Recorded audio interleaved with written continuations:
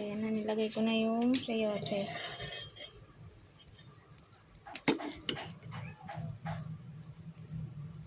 Pakuluin ko muna yan ng maayos. Tapos,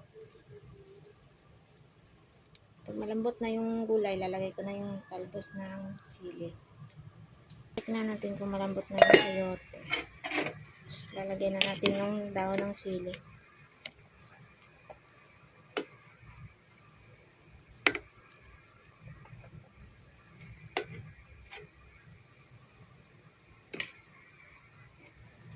Lambot na.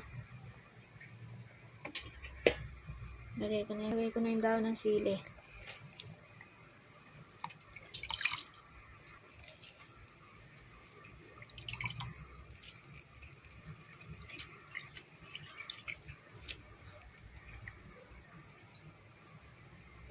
Pakuluin lang natin yan ng mga 1 minute.